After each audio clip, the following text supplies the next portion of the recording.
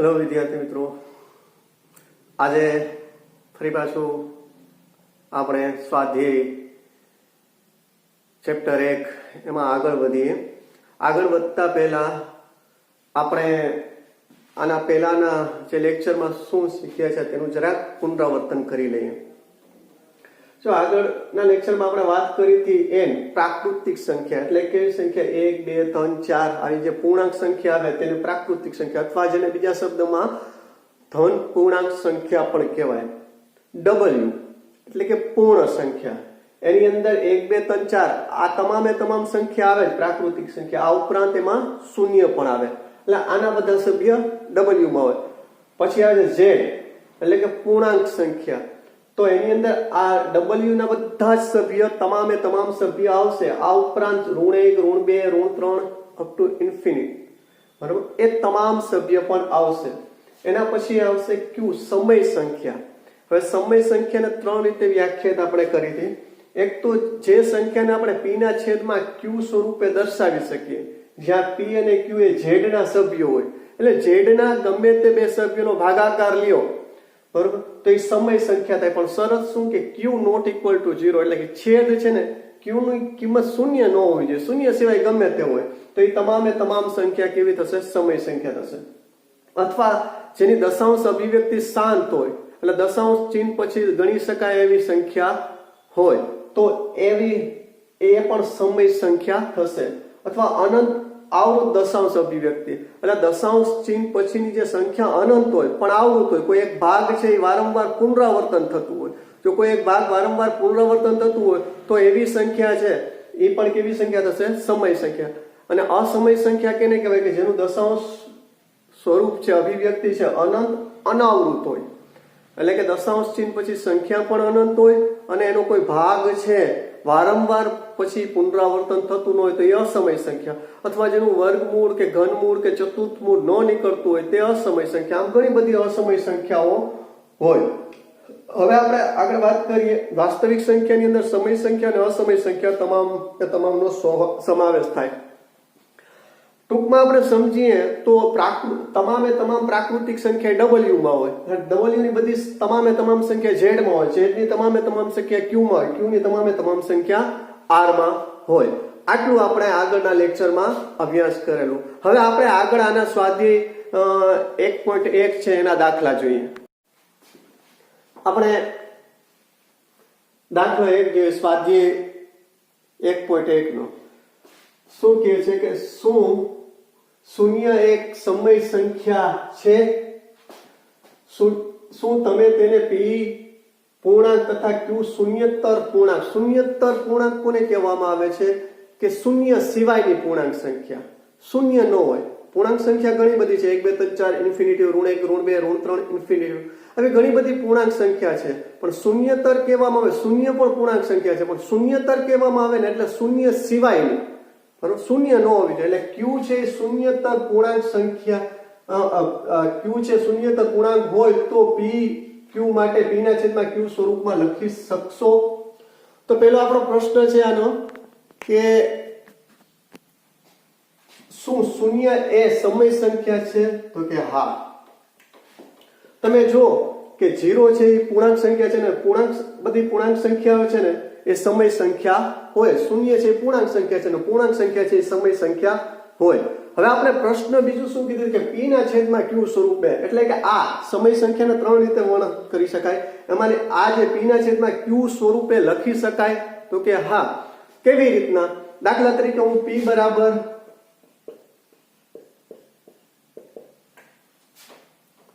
કોઈ પણ સંખ્યા લો, બરોબર, અને એને અનુરૂપ મારે દાખલા તરીકે પી બરાબર હું શૂન્ય જ લઉં, બરોબર, અને ક્યુ છે ને શૂન્ય સિવાયની કોઈ પણ સંખ્યા, દાખલા તરીકે 1 2 3 4 5 અનંત સુધી ગમે તે લઈ શકો. દાખલા તરીકે 5 લો તો હવે આ પી છે એ પૂર્ણાંક સંખ્યા થઈ ગઈ, પી બરાબર 0 ને 0 પૂર્ણાંક સંખ્યા છે, અને ક્યુ છે એ શૂન્યતર એટલે શૂન્ય સિવાયની. હવે આ 0 ને આ 0 ના છેદમાં 5 એટલે આને p ના છેદમાં q સ્વરૂપે લખવું છે ને, તો p બરાબર 0 0 છેદમાં q બરાબર 5 0 ના છેદમાં 5 અને 0 ને કોઈ પણ સંખ્યા વડે ભાગાકાર કરો એટલે જવાબ શું મળે 0. તો આને આ સ્વરૂપે આપણે લખી શકાય. એવું જરૂરી નથી તમે અહીંયા p છે અને q છે, p બરાબર 0 લ્યો અને q બરાબર દાખલા તરીકે ગમે તે સંખ્યા લ્યો 31 તો 0 ને ભાગ્યા 31 તો એ શું મળશે? શૂન્ય જ મળશે. એટલે આ આપણે p ના છેદમાં q સ્વરૂપે લખી શકીએ. દાખલા તરીકે q ની કિંમત એવું જરૂર નથી તમે કોઈ નેગેટિવ કિંમત, p ની કિંમત શૂન્ય લ્યો એટલે p છે એ પૂર્ણાંક સંખ્યા છે, શૂન્ય પૂર્ણાંક સંખ્યા છે એટલે p પૂર્ણાંક થઈ ગયો અને q ને શૂન્ય તરફ દાખલા તરીકે હું સંખ્યા લઉં -7 અથવા -7 તો 0 ના છેદમાં -7 એટલે એ 0 શૂન્ય જ થશે. એટલે આવી રીતના જે શૂન્ય છે એ સમય સંખ્યા છે અને એને p ના છેદમાં q સ્વરૂપે લખી શકાય. જ્યાં p ની કિંમત આપણે શૂન્ય લેવી પડે, શૂન્ય એ પૂર્ણાંક સંખ્યા છે, q ની કિંમત શૂન્ય સિવાયની ગમે તે લ્યો એટલે એ બેનો ભાગાકાર કરશો તો હંમેશા શું મળશે? શૂન્ય. હવે જો આ સંખ્યા છે 0 ના છેદમાં 5 એનું સ્વરૂપ આના જેવું છે, p ના છેદમાં q અને p ના છેદમાં q સ્વરૂપે જેને લખી શકાય એ સમય સંખ્યા થાય. એનો અર્થ શું થયું કે શૂન્ય છે એ સમય સંખ્યા છે. એટલે આવી રીતના આપણે સમય સંખ્યા અને સાબિત કર્યો. હવે એના પછીનો દાખલો આગળ આપણે જોઈએ. ચાલો હવે એના પછીનો બીજા નંબરનો દાખલો લઈએ. 3 અને 4 વચ્ચેની 6 સમય સંખ્યાઓ શોધો. એટલે યાદ રહે 3 અને 4 બે સમય સંખ્યાઓ છે અથવા પૂર્ણાંક સંખ્યા છે, એની વચ્ચે 6 જ આપણે સમય સંખ્યા મેળવવાની છે. એક યાદ રાખજો કે 3 અને 4 વચ્ચે અસંખ્ય સમય સંખ્યાઓ છે. 3 અને 4 વચ્ચે અસંખ્ય સમય સંખ્યાઓ. આપણે તો કેટલી શોધવાની છે? ખાલી 6. હવે આ ત્રણેય રીતે શોધી શકાય. p ના છેદમાં q સ્વરૂપે પણ સમય સંખ્યા આપણે આ બેની વચ્ચે મેળવી શકીએ, પછી શાંત દશાંશ અભિવ્યક્તિ સ્વરૂપે પણ મેળવી શકીએ અને અનંત આવૃત દશાંશ અભિવ્યક્તિ. આ ત્રણેય રીતે આપણે મેળવી શકીએ. ત્રણેય રીતે અસંખ્ય મળે આપણે. એવું જરૂર નથી કે 6 જ મળશે. આપણે જેટલી શોધવી હોય, લાખો, કરોડો, અબજો, ગમે એટલી સંખ્યા છે, 3 અને 4 ની વચ્ચે અસમય સંખ્યા આપને મળશે. પહેલા આપણે p ના છેદમાં q સ્વરૂપે મેળવીએ, બરોબર? તો હવે જો અહીંયા 3 છે, આપણે 6 શોધવાની છે. કેટલી? 6. કદાચ વધારે શોધવાની હોય તો એ પ્રમાણે આપણે ગણતરી કરશું, નહીં તો 6 શોધવાની છે એટલે હું અહીંયા 3 છે અને 6 વડે ગુણાકાર કરી નાખું અને 6 વડે ભાગી નાખું. આ 6 ઉડી જશે એટલે શું રહેશે? બરોબર, આ 6 ઉડી જાય એટલે અહીંયા રહેશે 3. એટલે આ શું થશે? 18 ના છેદમાં 6. 18 ના છેદમાં 6. આ 3 ને આમ પણ લખી શકાય 18 ના છેદમાં 6. એટલે 6 તરી 18 એટલે જવાબ શું મળે? આપણે 3. ઓકે, 4 ને પણ ફરી પછી એમ જ લખવાનું. 4 છે તો 4 6 કેમ કે 6 શોધવાની છે, 6 વડે ગુણાકાર કરવાનો, 6 વડે ભાગાકાર કરવાનો. 6 ચોક 24 ના છેદમાં 6 ચોક 24 ના છેદમાં, બરોબર? એટલે 24 ભેગા 6 કરો એટલે શું મળશે? 4 મળી જશે. એટલે હવે આપણે 3 અને 4, હવે જો 18 ના છેદમાં 6 અને 24 ના છેદમાં 6. હવે આની વચ્ચેની સમય સંખ્યા જો આનો હવે દરેકનો છેદ આપણે કેટલો લેશું? 6. તો આના પછીની સંખ્યા લો 19 ના છેદમાં 6, પછી 20 ના છેદમાં 6, 21 ના છેદમાં 6, 22 ના છેદમાં 6, 23 ના છેદમાં 6. બરાબર? અને કદાચ આપણે હજી ગમે તે સંખ્યા એક બીજી લઈ શકીએ. મારે અહીંયા કદાચ 7 વડે મેં ભાગાકાર કર્યો તો એ પ્રમાણે મને જવાબ મળે. એટલે 1 2 3 4 5 આની વચ્ચેની આ 5 સંખ્યા મળી ગઈ. બરાબર? 6 સંખ્યા લેવી તો કદાચ અહીંયા હું 7 વડે ભાગું એટલે 7 તેરી 21. આ શું થશે? 7 તેરી 21. કદાચ 6 વડે નહીં પણ હું આ જ વસ્તુ છે 3 ને હું 7 વડે ગુણાકાર કરું, ભાગ્યા 7 વડે ભાગાકાર એટલે 21 ના છેદમાં 7. બરાબર? અને અહીંયા શું મળશે? 4 ગુણ્યા 7 ના છેદમાં 7. 7 ચોક 28 ના છેદમાં 7. તો આવી રીતના આ 5 મેળવવી હોય તો આવી રીતના, હવે 7 મેળવી એટલે પહેલી સંખ્યા કઈ થશે? આ 3. 3 એટલે એને આપણે આમ લખી શકીએ 21 ના છેદમાં 7. પછી આવશે 22 ના છેદમાં 7, 23 ના છેદમાં 7, 24 ના છેદમાં 7, 25 ના છેદમાં 7, 26 ના છેદમાં 7 અને 27 ના છેદમાં 7 અને 28 ના છેદમાં 7. એટલે એ શું થઈ જશે? 4 એટલે આની વચ્ચે 3 અને 4 ની વચ્ચે હવે કઈ સંખ્યા છે 1 2 3 4 5 અને 6 ટૂંકમાં તમારે 5 સંખ્યા જો મેળવવી હોય બરોબર તમારે 5 સંખ્યા મેળવવાની થાય તો તમારે શું કરવું પડે 5 સંખ્યા મેળવવી હોય તો 6 વડે ઉપર અંશ અને છેદમાં ભાગી નાખો એટલે એ 5 સંખ્યા મળી જશે અને 6 સંખ્યા મેળવવી હોય તો 7 વડે આ બંને વચ્ચે પછી 7 સંખ્યા મેળવવી હોય તો 8 વડે ભાગી નાખો અને 8 વડે ગુણાકાર કરી નાખો બરોબર 8 તેરી 24 24 ના છેદમાં 8 અને અહીંયા તમે લખો 8 24 ના છેદમાં 8 અને આગળ અહીંયા લખો 8 32 ના છેદમાં 8 અને એની વચ્ચેની સંખ્યા આવી રીતના મેળવો તો આ જો દરેકે દરેક સંખ્યા સમય સંખ્યા છે શું કામે કે p છે અહીંયા 19 છે z માં આવે અને 6 છે z માં છે અને એ શૂન્યતા છે શૂન્ય સિવાયની q સંખ્યા છે છેદ છે શૂન્ય સિવાયની સંખ્યા છે એટલે આ બેનું ગુણોત્તર એ કેવું થયું સમય સંખ્યા છે એટલે આ પણ સમય સંખ્યા છે આ પણ સમય સંખ્યા છે એટલે આ દરેક સમય સંખ્યા છે આવી રીતના આપણે મળે એટલે આ સમય સંખ્યા વિશેની વાત થઈ એટલે આ સમય સંખ્યા છે બીજી રીતે પણ આ સમય સંખ્યા આપણે મેળવી શકીએ એ જોઈએ કે બીજી રીતે આ સમય સંખ્યા કેવી રીતના મેળવાય આગળ આપણે વધીએ દાખલા તરીકે બીજી રીત છે શાંત દશાંશ સ્વરૂપ હવે શાંત દશાંશ સ્વરૂપે કેવી રીતના મેળવી શકાય દાખલા તરીકે આ 3 છે એટલે દશાંશ જો 3 થી મોટી અને 4 કરતા નાની સંખ્યા હોવી જોઈએ આપણી શરત શું છે ક્રાઇટેરિયા 3 કરતા મોટી સમય સંખ્યા અને 4 કરતા નાની તો હવે આપણે બીજી શરત શાંત દશાંશ સ્વરૂપે કેવી રીતના મેળવી શકીએ તો કે શાંત દશાંશ સ્વરૂપે દાખલા તરીકે અહીંયા 3.1 દશાંશ ચિહ્ન પછી એક સંખ્યા છે 3.2 3.3 3.4 3.5 અને 3.6 એવું જરૂરી નથી 3.1 લ્યો 3.21 લ્યો 3.22 લ્યો 3.23 લ્યો 3.24 25 26 અને 4 એટલે આની વચ્ચે જ આવી જશે તો આનું દશાંશ સ્વરૂપ કેવું છે શાંત છે કે દશાંશ ચિહ્ન પછીની સંખ્યા છે ને ગણી શકાય એવી છે એટલે આનું દશાંશ ચિહ્ન કેવું છે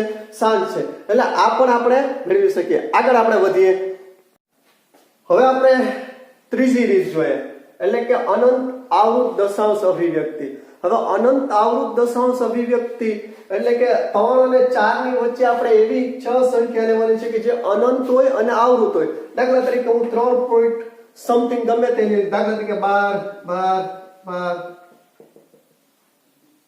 આ 3 અને 4 ની વચ્ચે જ હશે આ અનંત છે અને આવૃત છે બીજા નંબરની સંખ્યા લઉં દાખલા તરીકે 3.5 5 5 5 5 આ પણ સમય સંખ્યા થશે કેમ કે આ અનંત છે અને 5 એક ભાગ છે એ પુનરાવર્તન થાય દાખલા તરીકે ત્રીજી સંખ્યા લો કે 289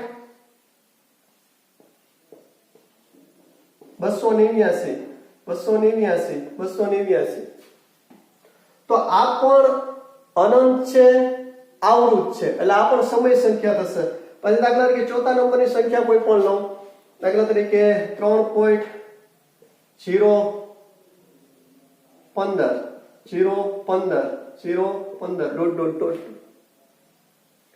એટલે આ પણ સમય સંખ્યા થશે કેમ દશાંશ અભિવ્યક્તિ છે અનંત છે અને આવૃત છે પછી દાખલા તરીકે 3.2 પછી અહીંયા 4 પછી 3 3 3 3 3 હવે જો અહીંયા આ અનંત છે અને આ 3 હવે જો અહીંયા 3 પછી આ 3 3 રિપીટ થાય છે તો આ અનંત અને આવૃત દાખલા તરીકે છઠ્ઠા નંબરની સંખ્યા લો 3.21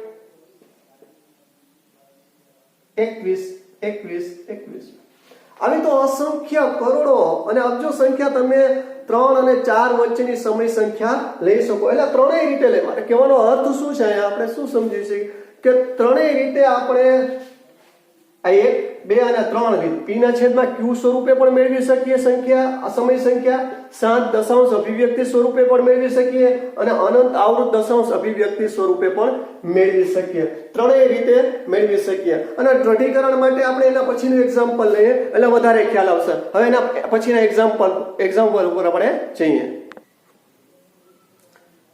ચાલો હવે એના પછીનું એક્ઝામ્પલ છે 3/5 અને 4/5 વચ્ચેની 5 સમય સંખ્યા શોધો એટલે આ ત્રણેય રીતે આપણે શોધી શકીએ પહેલી રીત કે 3/5 વચ્ચેની પહેલી રીતે શોધવું છે એટલે કેટલી અસમય સંખ્યા શોધવાની છે 5 તો એના પછીની સંખ્યા 6 વડે ઉપર પણ ગુણી નાખો અને 6 વડે નીચે પણ અંશ અને છેદ બંનેને 6 વડે ગુણો એટલે 6 તેરી 18 અને 6 50 30 એટલે 3/5 અને આપણે 18/30 પણ લખી શકીએ, કેમ કે આમાં 6 6 ઉડી જશે એટલે આ 3/5 જ રહેશે. એવી રીતના 4/5, તો આને પણ પછી 6 વડે જ ગુણવા પડશે, એટલે 4 × 6 અંશમાં અને છેદમાં 5 × 6, એટલે 6 × 24/30, 6.24/30. એટલે હવે આપણે 3/5, એટલે આપણે પેલી સંખ્યા આ કઈ દઈએ 18/30. હવે આની અને આની વચ્ચેની આપણે સંખ્યા શોધવાની છે. તો અહીંયા 18/30 છે, તો એના પછી સંખ્યા કઈ થશે? દાખલા તરીકે એના પછીની સંખ્યા 18 પછી 19, તો 19/30 એ સમય સંખ્યા 1 મિનિટ. પછી 20/30, 21/30, 22/30, 23/30, 5 થઈ ગઈ 1 2 3 4 અને 5. ખરેખર એનો આપણે અતિ સંક્ષિપ્ત રૂપ આપવું પડે. કદાચ જે ઉડતું હોય તો આજે 19/30 માં કઈ ઉડતું નથી, તો આમ નામ રહેશે. પછી આમાં 10 દુ 20 અને 10 તેરી 30, તો આ 20/30 ને 2/3 લખી શકાય. પછી આ 7 તેરી 21 અને 10 તેરી 30, આને 7/10 લખી શકાય. આ 11 દુ 22 અને 15 દુ 30, અને આમાં કઈ ઉડે નહીં અંશ ને, એટલે આ એમને આ સ્વરૂપે લખો તો પણ ચાલશે, ને આ સ્વરૂપે લખશો તો પણ કઈ જવાબમાં ફેર પડશે નહીં. પણ કહેવાનો અર્થ શું છે કે જો તમારે p ના છેદમાં q સ્વરૂપે મેળવવી છે, કેટલી સંખ્યા મેળવવી છે 5, તો એના પછીની સંખ્યા કઈ આવે 6, એના વડે અંશ અને છેદને ગુણાકાર કરી નાખો બને, અને પછી એની વચ્ચેની સંખ્યા ક્રમિક લેતા જાઓ. દાખલા તરીકે અહીંયા 18 હતી, તો 18 પછી 19 20 21 22 23 24 તો આવી જાય છે, બરોબર. માની લો કે તમારે 3/5 અને 4/5 વચ્ચેની 15 સંખ્યા જોતી હોય, તો આને 15 વડે ગુણવા પડે. 15 તેરી 45, આ શું થાય 15 ચોકું 60, એટલે 45 અને 60 ની વચ્ચે. એટલે આવી રીતના તમે સંખ્યા મેળવી શકો. ટૂંકમાં 15 સંખ્યા જોઈએ એટલે 16 વડે ગુણાકાર કરવું પડશે. એટલે જેટલી સંખ્યા મેળવી એના પછીની સંખ્યા વડે અંશ અને છેદને ગુણાકાર કરી નાખો એટલે તમને જવાબ મળી જાય. તો આ p ના છેદમાં q સ્વરૂપે. હવે તમને એમ થાય કે સાંજ દશાંશ સ્વરૂપે આપણે મેળવવું છે, તો કેવી રીતના? તો એક વસ્તુ બીજી રીતે મેળવવી છે સાંજ દશાંશ અભિવ્યક્તિ. તો 3/5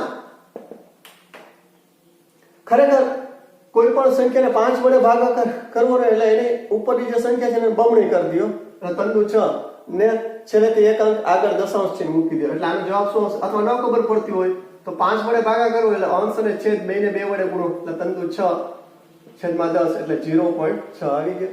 એવી રીતના 4/5, એટલે 4 ના બમણા કરો 8, છેલ્લેથી એક આગળ દશાંશ ચિહ્ન, એટલે આને આમ લખી શકાય 0.8. આ 0.6 થી આ 0.8, 0.6 અને 0.8 વચ્ચેની કેવી સંખ્યા લેવાની છે તમારે?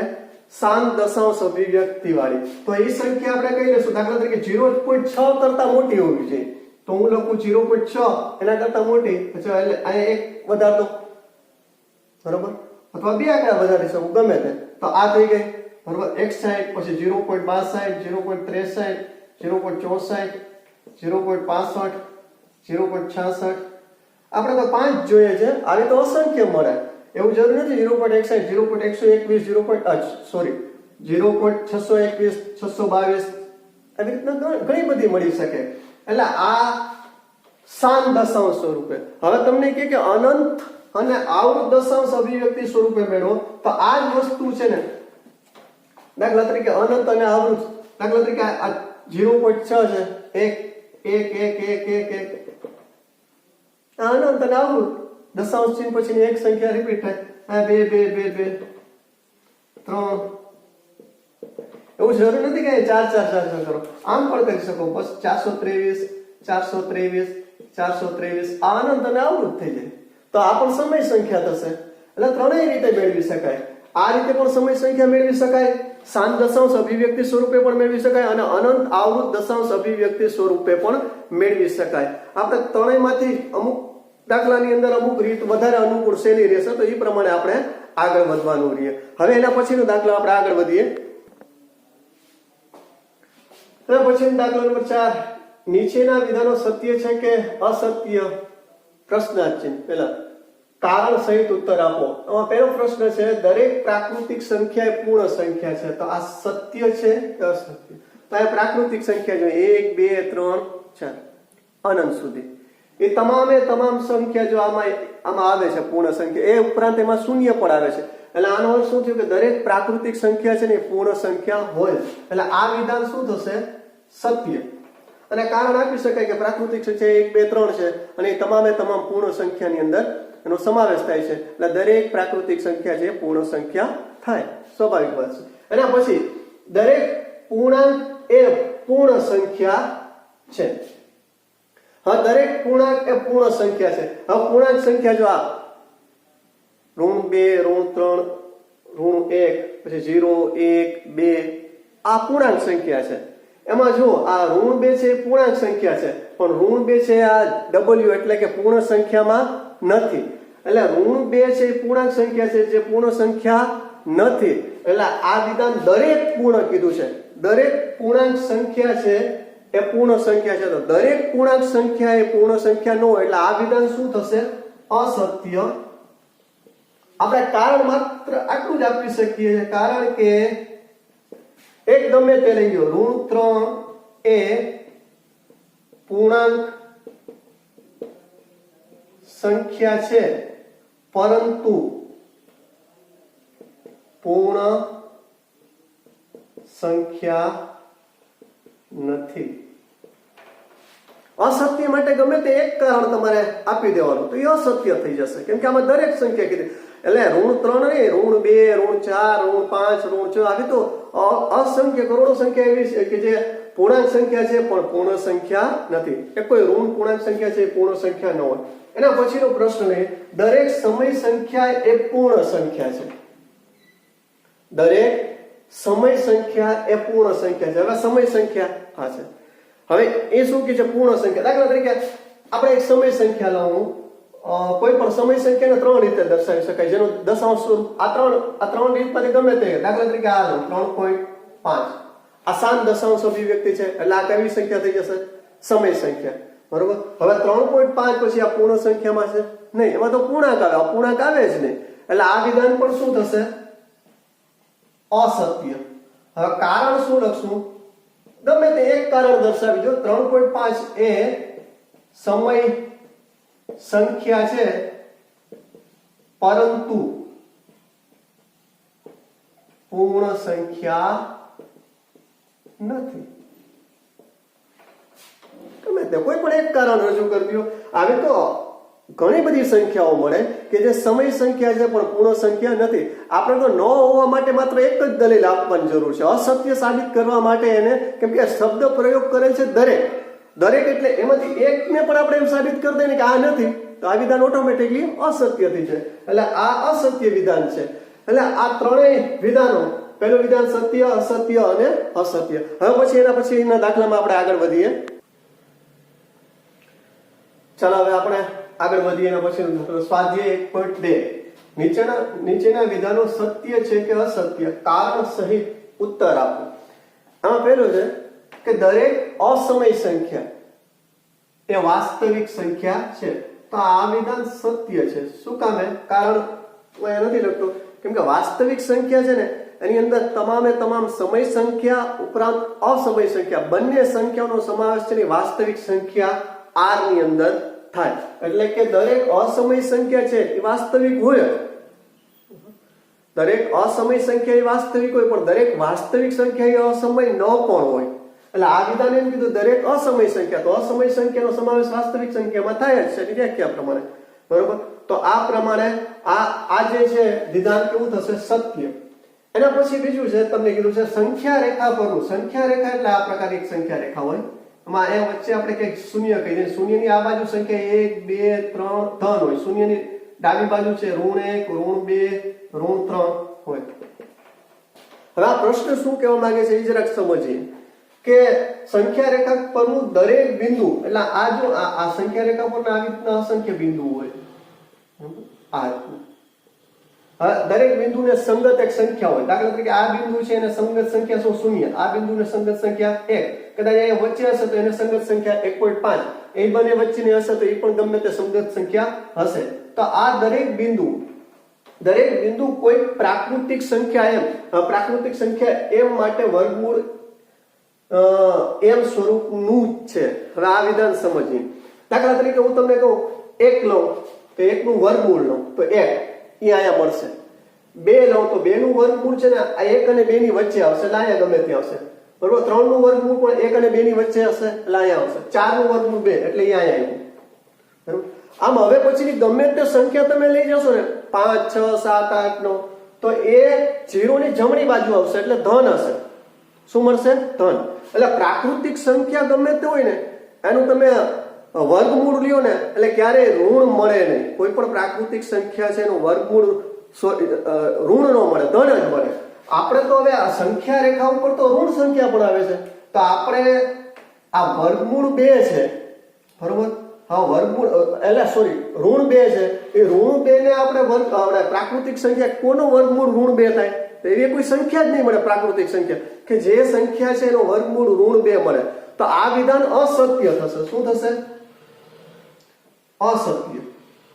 કારણ શું કે એવી ઘણી બધી ઋણ તમે અથવા ઋણ 2 લ્યો તો ઋણ 2 માટે કોઈ એવી સંખ્યા n માં નહીં મળે કે જેનું વર્ગમૂળ ઋણ 2 થાય. અથવા એનું કારણ ટૂંકમાં આમ પણ લખેલું કોઈ પણ પ્રાકૃતિક સંખ્યા છે એનું વર્ગમૂળ ક્યારેય ઋણ ન થાય.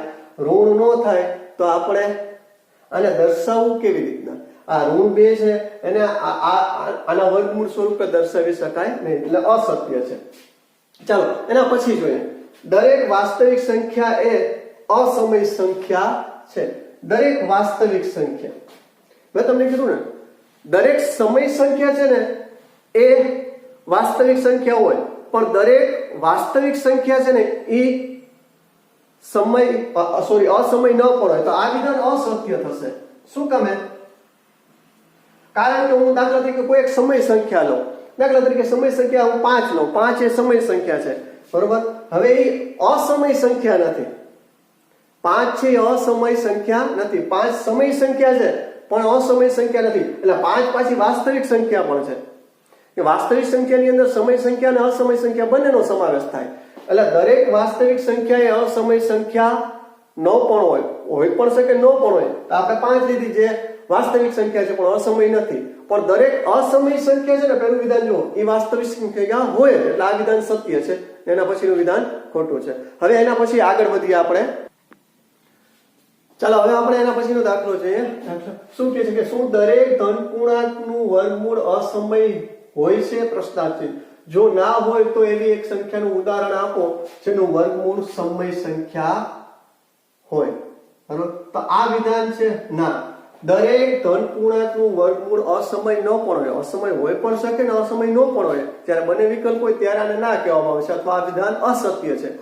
હવે આપણે એક ઉદાહરણ એના માટે એક જ ઉદાહરણ એવું આપી દેવાનું કે જે પ્રાકૃતિક સંખ્યા હોય બરોબર અથવા ધન પૂર્ણાંક કયો કે પ્રાકૃતિક સંખ્યા કયો અને એનું વર્ગમૂળ લઈએ અને એ વર્ગમૂળ છે ને કેવું મળવું જોઈએ? સમય મળવો જોઈએ. દાખલા તરીકે 4 છે ને એ કેવી સંખ્યા છે તો કે ધન પૂર્ણાંક અથવા પ્રાકૃતિક સંખ્યા. એનું વર્ગમૂળ લઉં એટલે 2. આ 2 મળ્યું એ 2 કેવી સંખ્યા છે? સમય. એવી રીતના તમે દાખલા તરીકે 9 લ્યો તો એનું વર્ગમૂળ 3 સમય છે. એવી રીતના તમે 16 લ્યો તો એનું વર્ગમૂળ 4 કેવી સંખ્યા છે? સમય. એવી રીતના તમે 25 આવી તો અસંખ્ય સંખ્યા એવી મળશે પ્રાકૃતિક સંખ્યા કે જેનું વર્ગમૂળ છે એ સમય હોય. બરોબર. એટલે આ રીતના એવું જરૂરી નથી કે દરેક પ્રાકૃતિક સંખ્યાનું વર્ગમૂળ અસમય જ હોય. અસમય પણ હોય અને સમય પણ હોય. એટલા માટે આ વિધાન છે ખોટું છે. મિત્રો આજે આપણે અહીં સુધી રાખીએ. નેક્સ્ટ લેક્ચરમાં આપણે આગળ ભણશું. ત્યાં સુધી ફરી ભણશું.